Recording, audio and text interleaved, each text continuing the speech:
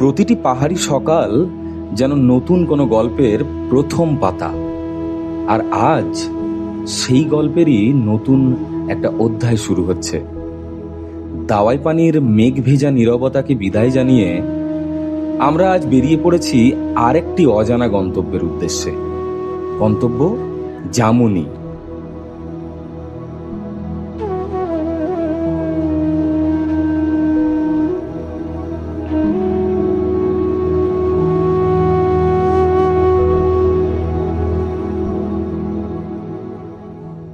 Okay, let's go. আমাদের হেলমেটের কালারটার সঙ্গে match করেছে এটা। হ্যাঁ, বৃষ্টি পড়ে আরও হচ্ছে স্লিপারি হয়ে গেছে। খুব সাবধানে আজকে যেতে হবে। একদম সেই ওয়েদারের মধ্যেই বেরোলাম। তো চলো, আবারও আসবো কোনো দিন ফিরে। ওটা আমি জানি না কতটা বৃষ্টি পড়ছে কোনটুকু এলাকা, কিন্তু বেরিয়ে তো গেলাম। এতক্ষণ মাইকটা কানেক্ট ছিল না, ওই যতটা শোনা গেছে। তো এখন বুঝতে পারলাম হঠাৎ করে যে মাইকটা কানেক্ট নেই। তো আমাদের দুজনের জ্যাকেটের কালারটা খুব ম্যাচ হয়েছে, তো সেটার জন্য একটু আমাদের ভিজিবিলিটি যদি বাড়ে। দাওয়াই পানি থেকে জামুনির দূরত্ব খুব বেশি নয়। পাহাড়ি রাস্তা ধরে প্রায় 30 কিলোমিটার মতো পথ। তবে পাহাড়ের দূরত্বকে কিলোমিটারে মাপা যায় না।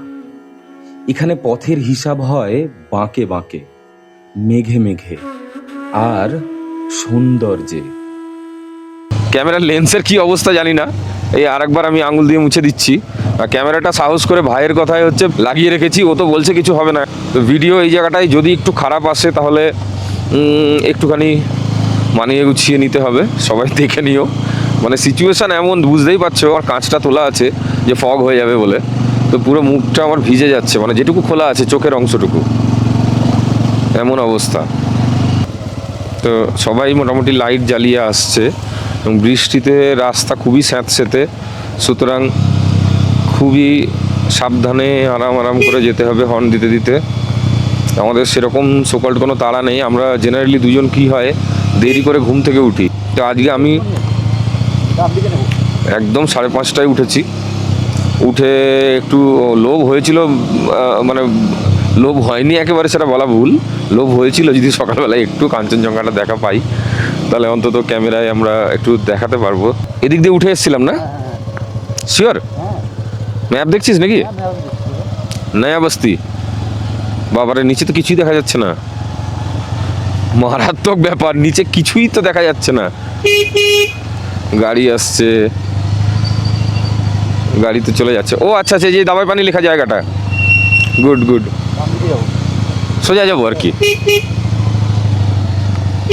যাক, খুব সাবধানে যতটা পারছি আমি যাওয়ার চেষ্টা করছি, কারণ কারোরই এখন খুব বেশি করে দোষ দেওয়া যাবে না, কারণ যারা গাড়ি চালাচ্ছে তাদের কাছেও ভিজিবিলিটিটা একদম লো।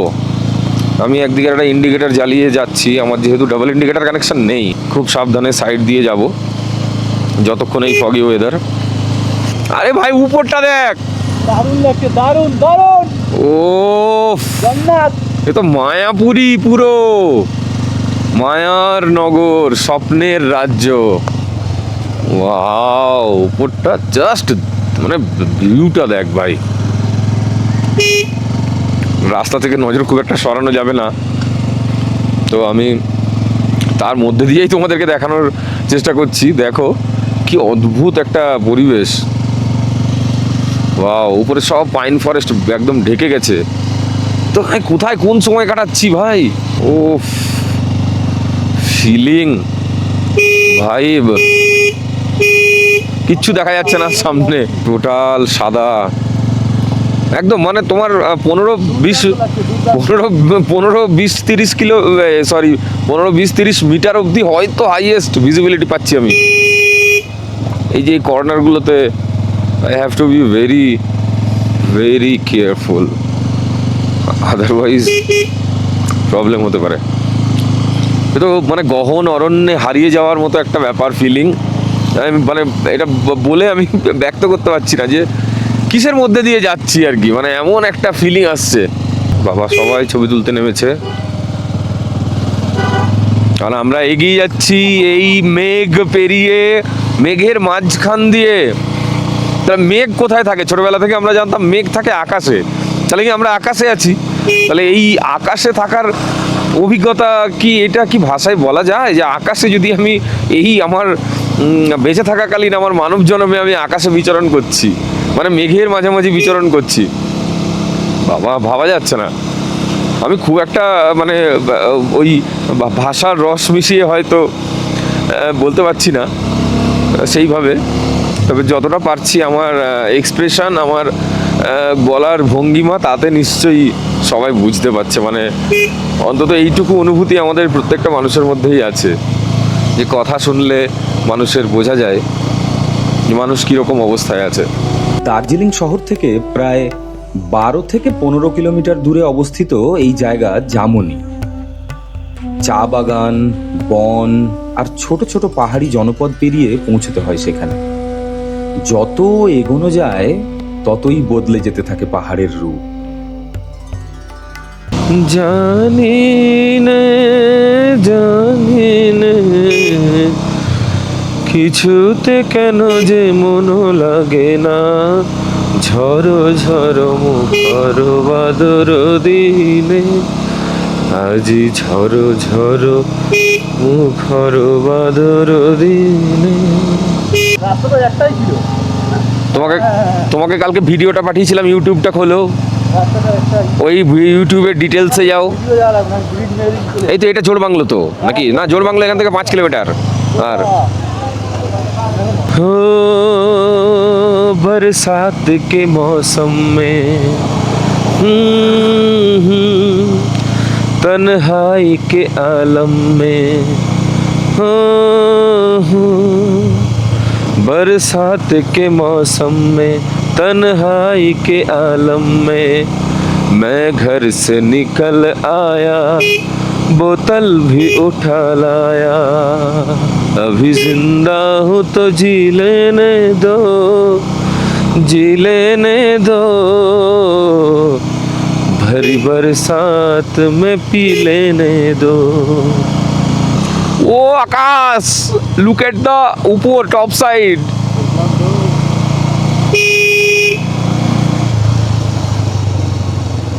চারিদিকে কত ওয়াও না, ওয়াও দেখছো চারিদিকে কত ওয়াও। আবার কুয়াশা। পাহাড়ের সঙ্গে ভ্রমণ করলে একটা জিনিস খুব তাড়াতাড়ি শিখে নিতে হয়, এখানে আবহাওয়ার উপর কারও অধিকার নেই। কিছুক্ষণ আগেও আকাশ পরিষ্কার ছিল, আর এখন চারিদিকে শুধু বৃষ্টি আর কুয়াশা। এখানে একটু ভাঙাচোরা অফ রোড, তা আমাদের অফে আর ঢুকতে হবে না, অন দিয়েই যেতে পারবো, আমার সঙ্গে মনে হচ্ছে অরুণাচল চলে এসেছে। তাই না? হ্যাঁ যে ওয়েদারটা কিন্তু জাস্ট ওয়াও। এক একদিন এক এক রকমের ওয়েদার। এটা পয়সা উসুল ওয়েদার এটা। কালকে ছিল ঠান্ডার ওয়েদার, উইন্টার। হ্যাঁ, মনসুন ওয়েদার। মনসুন, পুরো ভাইব পেয়ে গেলাম, হ্যাঁ পুরো মনসুনে পাহাড়। দেখো দেখো ওয়েদার কত ভালো। প্রত্যেকে সাবস্ক্রাইব করে আমার চ্যানেলটা করো আলো। আর কি বলবো, সবই তো ভালো, কিন্তু ভিডিও যারা দেখছে তারা সাবস্ক্রাইব করছে না, এটাই দুঃখ থেকে গেল। তো টোটাল আমাদের দাওয়াইপানিতে কালকে আমরা থাকলাম, আজকে যে চলে আসলাম, আমাদের টোটাল দাওয়াইপানিতে খরচ হচ্ছে 3000 টাকা। ওদের পার পারসন 1500 টাকা করে পার ডে পার হেড। একদম বাম দিকের কর্নার চেপে এইসব কার্ভগুলো নিতে হবে, কারণ পাহাড়ে তাড়াহুড়ো করা মানেই হচ্ছে নিজের বিপদ নিজেই ডেকে আনা। তুমি যদি ওদের লেনে গিয়ে উল্টো দিক থেকে আসা গাড়ির লেনে গিয়ে ঢোকো, তাহলে তো উল্টো দিকের গাড়ির কোনো দোষ নেই। এখানে রাস্তার কাজ চলার জন্য আগুন জ্বলছে, ওয়েদার ভালো। কি হলো এনাদের জানি না,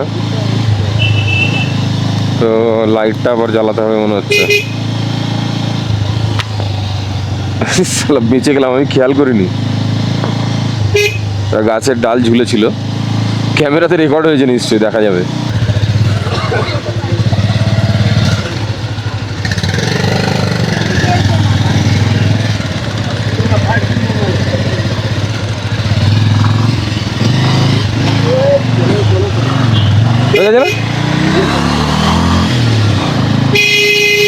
আরে পড়ে গেল দিদি। ডান দিকে একটা বাইক লেন তো, ডান দিকে যাবো শিওর। জোর বাংলা মোড়ে আমরা একটু জ্যামে পড়লাম, অল্প জ্যামে পড়েছি, মনে হচ্ছে মুভিং আছে এখানে, জ্যাম সব মুভিংই হয়। অনেকক্ষণ একবারই হয়েছিল হচ্ছে প্রসূনজির হোমস্টেতে গিয়ে।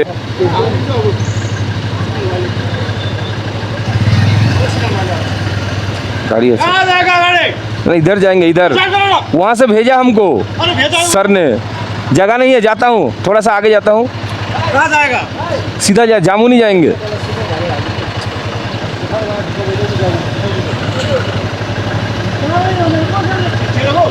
আরে এরও ছবি তুলছে কেন? সবার ছবি তুলছে কেন? উনি কেস দেবে নাকি? পুলিশ কাকু তো ছবি তুলছে কেন সবার, বুঝতে পারছি না। আমাকে বিশাল কান্দরে উঠবোস করবো 10 বার? না, আমার তো ভুল না, আমি তো ওই মোড়ে দাঁড়িয়েছিলাম না। কাকু তো বললে চলে আসতে, এনাদেরই এক ভাই, তো চলে এলাম।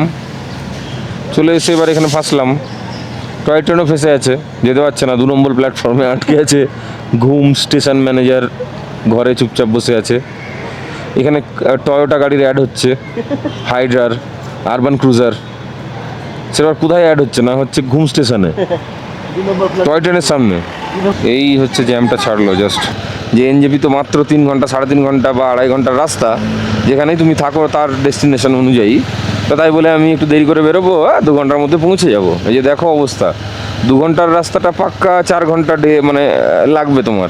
এই যে চলে যাচ্ছে টয় ট্রেন, এই যে সমস্ত। এই বাবা ঘুমিয়ে গেল তো, তাহলে পকেটে টাকা দিয়ে এরা উঠেছে কেন ভাই? ঘুমিয়ে আছে উঠে, তাহলে টাকা দিয়ে উঠেছে কেন এরা? जामुनी जाएंगे, हाँ सीधा जाएंगे।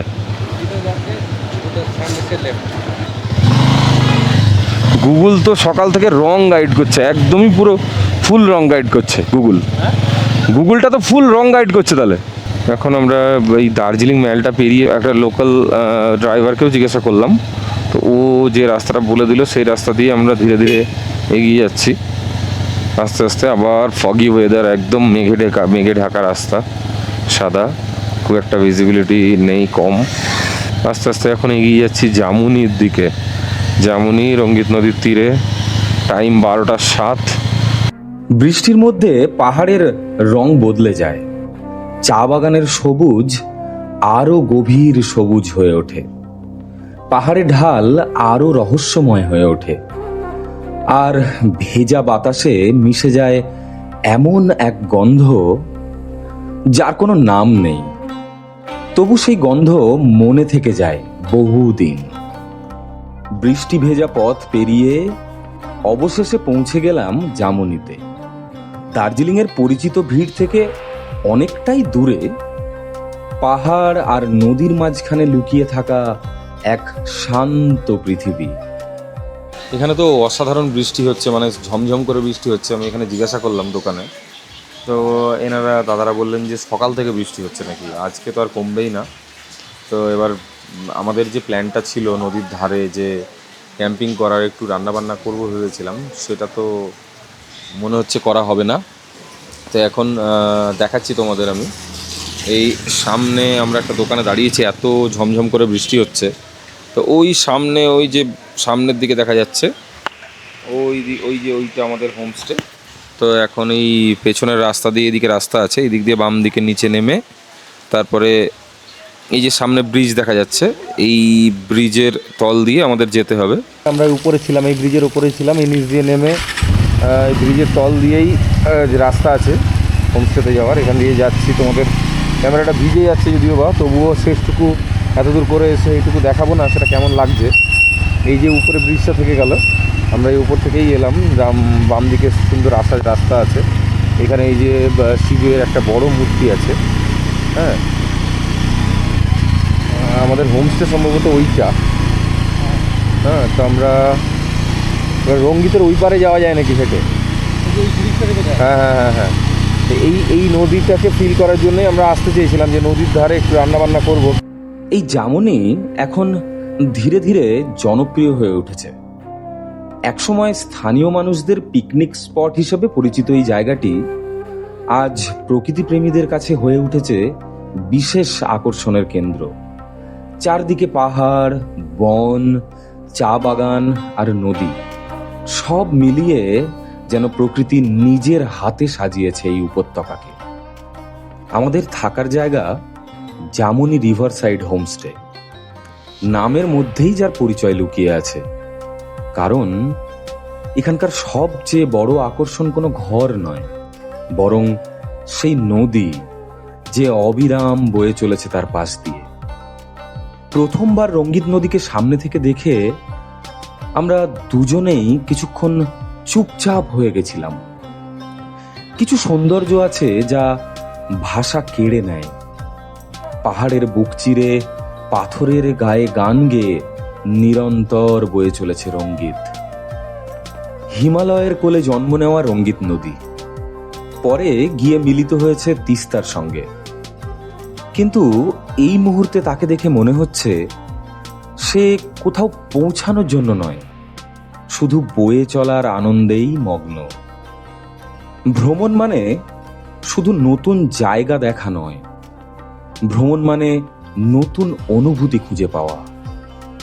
দাওয়াই পানির মেঘ থেকে জামুনির নদী, আজকের এই যাত্রা আমাদের শিখিয়েছে পাহাড়ের প্রতিটি বাঁকের পরেই হয়তো লুকিয়ে আছে নতুন কোনো বিস্ময়, আর সেই বিস্ময়ের খোঁজেই আমরা আবারও পথ চলতে শুরু করব।